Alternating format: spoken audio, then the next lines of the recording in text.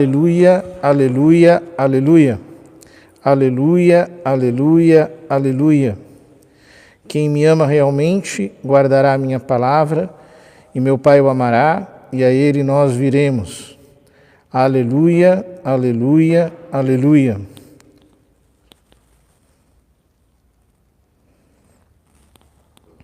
O Senhor esteja convosco, Ele está no meio de nós. Proclamação do Evangelho de Jesus Cristo segundo João. Glória a vós, Senhor. Naquele tempo disse Jesus a seus discípulos: Se me amais, guardareis os meus mandamentos, e eu rogarei ao Pai, e ele vos dará outro defensor, para que permaneça sempre convosco. O Espírito da verdade, que o mundo não é capaz de receber, porque não o vê nem o conhece. Vós o conheceis, porque ele permanece junto de vós e estará dentro de vós.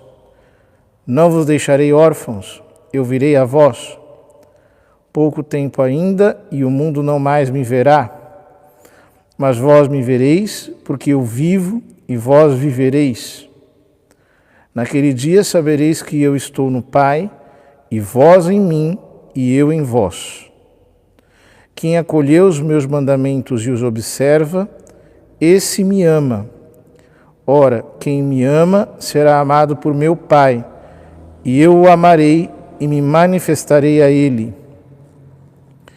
Palavra da salvação. Glória a vós, Senhor.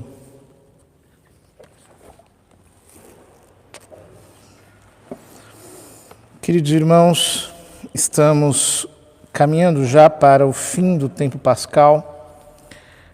Estamos no 6º domingo da Páscoa.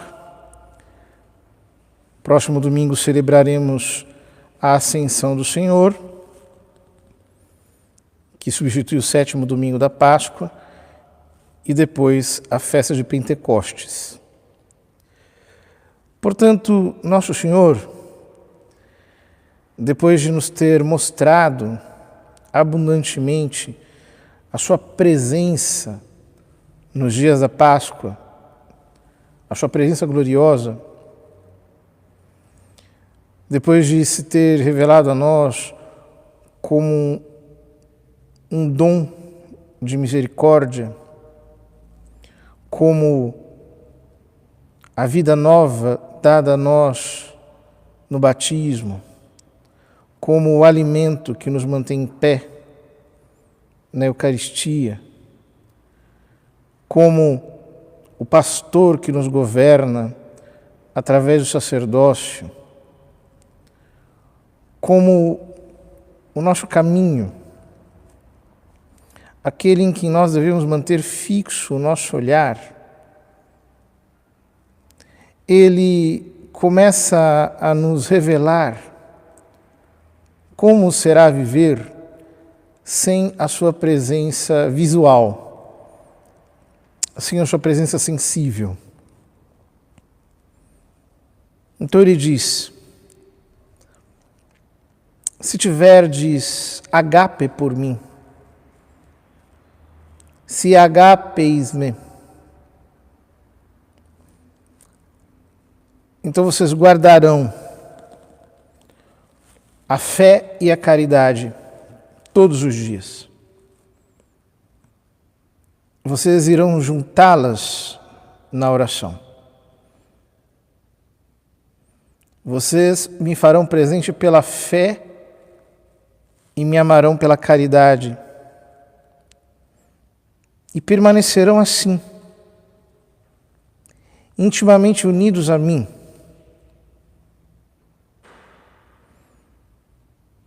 Porque eu não vim apenas pela água, mas pela água e o sangue, pela fé e pela caridade. A palavra agape era uma palavra muito pouco usada nos dias em que foi escrito o Novo Testamento. E ela foi escolhida pelos apóstolos de propósito, justamente para que eles pudessem enchê-la com um novo conteúdo do Evangelho. A palavra agape vem de ago e denota aquela atitude que alguém tem diante de uma pessoa muito querida e que vem como uma visita inesperada. Bate a porta e quando você a abre, tem aquela admiração e recebe e abraça e trata como centro das atenções.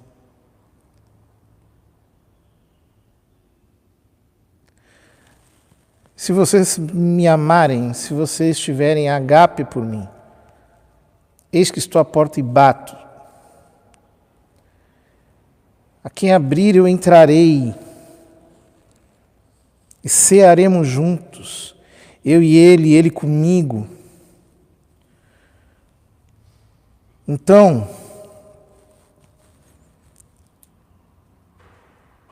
eu rogarei ao Pai em vocês, e Ele vos dará um outro Paráclito. Esta palavra Paráclito, aqui traduzida como defensor, é na verdade uma palavra intraduzível para a nossa língua ou para qualquer outra língua. Porque é muito mais do que um defensor. Paracleto é aquele que caminha ao lado, aquele que está junto. Mas não está junto de qualquer jeito, ele é um encorajador. Mas não é um encorajador de qualquer jeito, é um encorajador que defende, que advoga, que se coloca ao meu lado diante de um juiz. E não se coloca ao meu lado de qualquer jeito, é porque ele é meu amigo. E como um advogado, ele fala por mim, ele intercede por mim, ou seja, ele fala em meu nome. É interessante que São João, na sua primeira epístola, logo no capítulo 2, versículo 1, ele diz: filhinhos, não pequeis, mas se pecardes, nós temos junto de Deus um Paráclito, Jesus Cristo o justo. E aqui Jesus diz: eu rogarei ao Pai, se vocês me amarem e permanecerem na fé e na caridade, eu rogarei ao Pai e Ele vos dará um outro Paráclito. E um Paráclito que permanecerá sempre convosco. Eu desenvolvi um ministério de 3 anos e meio publicamente, vivi uma vida oculta aqui na Terra. Vocês não me verão mais do ponto de vista sensível, a não ser excepcionalmente. No entanto, Ele permanecerá sempre convosco. É um Paráclito que não será tirado de vocês. É um companheiro, é um amigo, é um encorajador, é um intercessor, é um auxiliar, um exortador, um advogado, que nunca vos deixará. O Espírito da verdade, o Espírito da aletheia.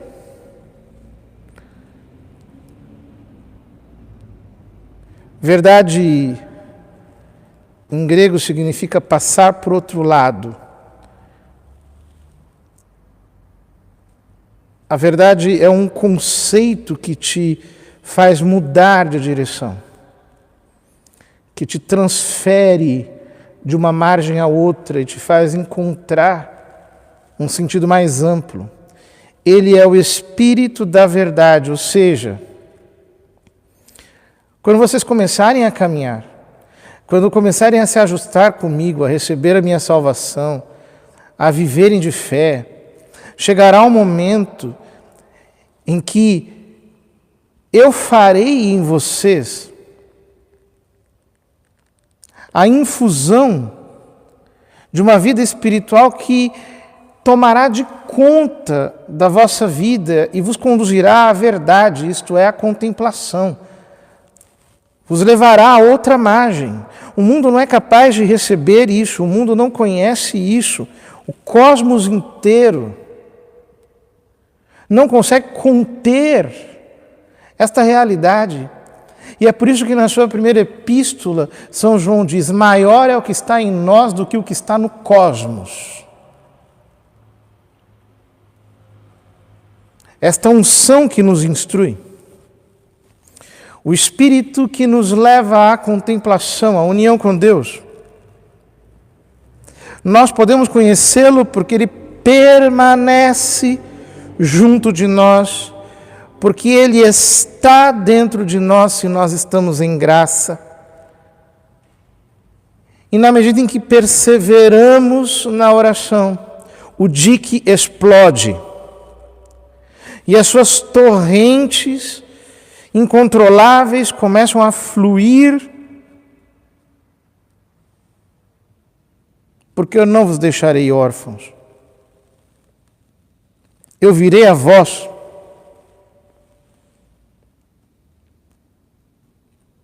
Um dia ele virá.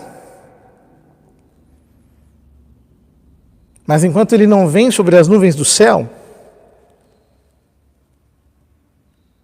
diz ele, através de São Mateus, no Evangelho que leremos no próximo domingo: eis que estarei convosco todos os dias até a consumação dos séculos.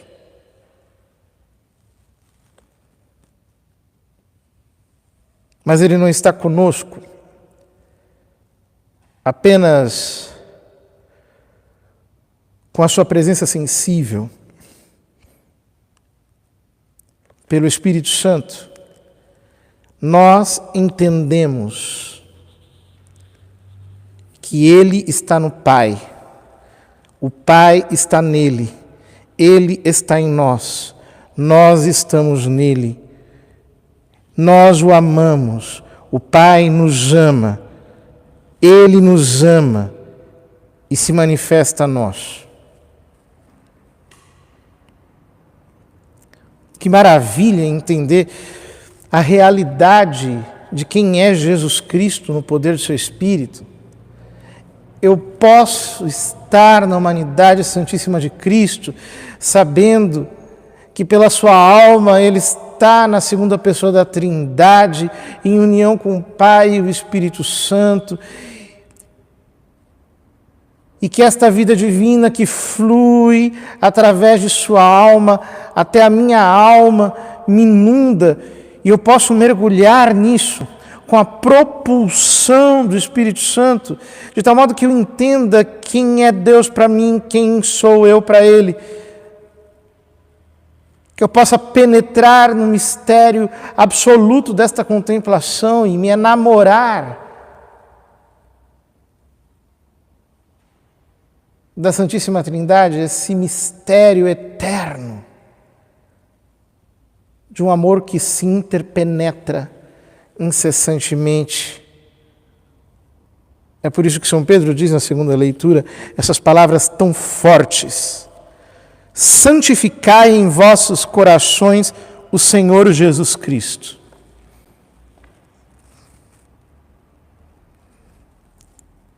Que palavras fortes estas! Ele está dizendo para aquela igreja perseguida que vivia no meio da paganidade, que de outro não é tão diferente da nossa, porque o mundo se paganizou desgraçadamente. Mas eles podiam morrer a qualquer momento. Eram perseguidos. Então ele está dizendo: ao invés de vocês se contaminarem com este mundo corrompido, com o pecado que vive graçando de todos os lados, com a mentalidade depravada destes homens sensuais, pervertidos, santificai a Jesus Cristo. dentro dos vossos corações. Ou, como diria, talvez uma tradução um pouco mais exata, santificai a Jesus Cristo como Senhor dentro dos vossos corações. Ou seja, todos nós podemos entender e ver que no nosso homem interior há um santuário, há um templo, há um oratório, há uma capela em que vive e reina gloriosamente Jesus Cristo.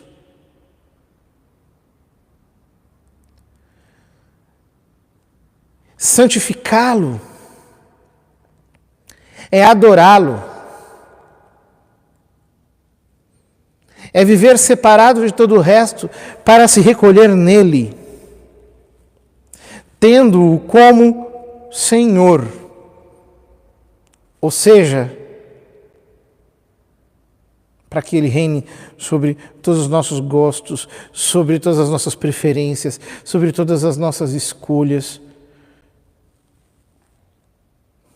Santificai nos vossos corações. Assim como nós santificamos o domingo, assim como Deus nos manda santificar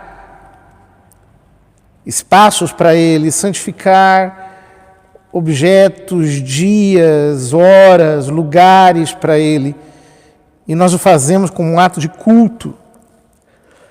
Ele está dizendo, separe o seu coração para Jesus Cristo.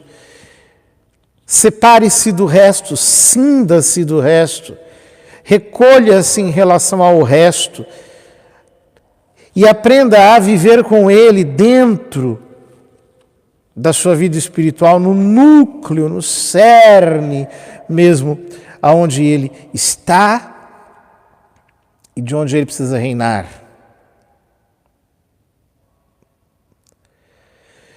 E deste modo, vocês estarão prontos para dar razão, para dar o logos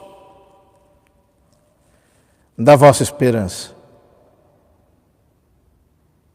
Ele utiliza justamente essa palavra para dar o logos, para dar a palavra da vossa esperança a qualquer um que a pedir, ao invés de vocês recrudescerem e se intimidarem e se esconderem.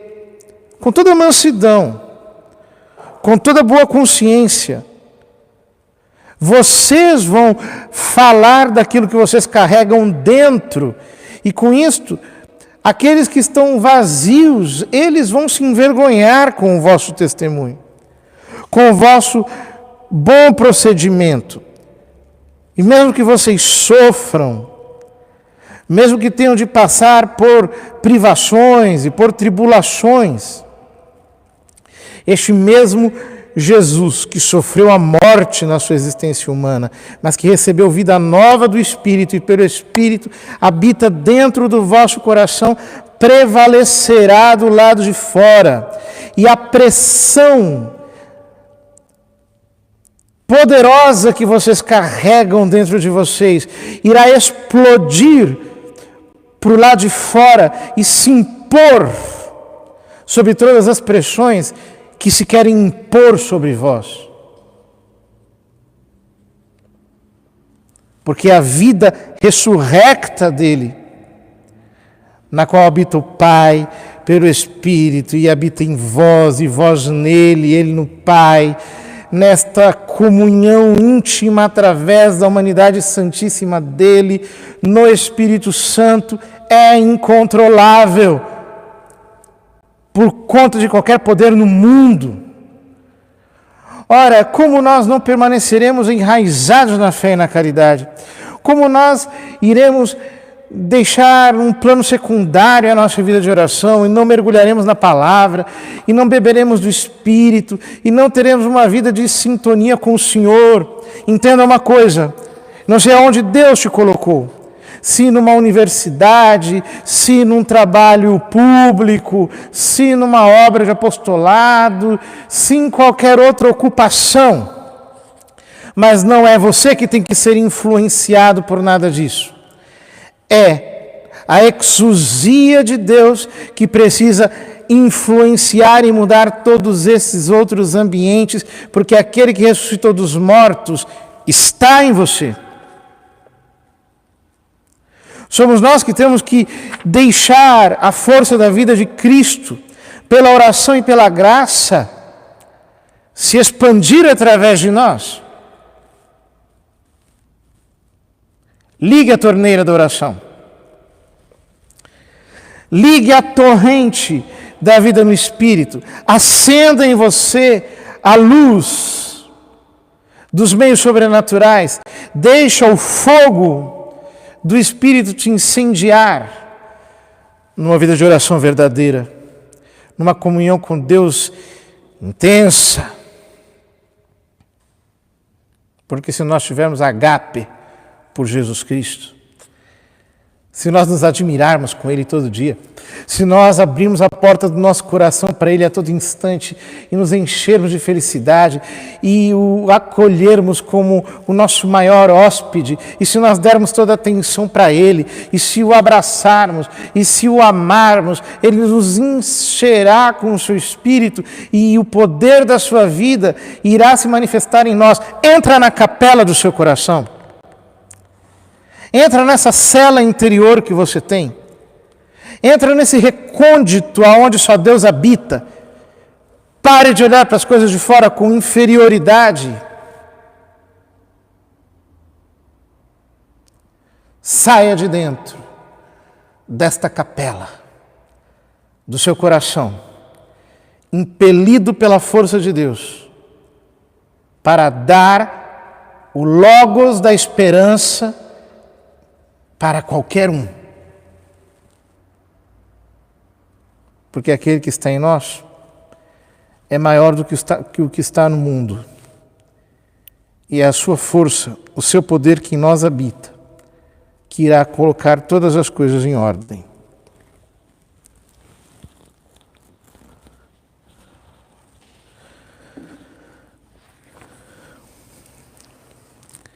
Creio em um só Deus, Pai Todo-Poderoso, Criador do céu e da terra e de todas as coisas visíveis e invisíveis.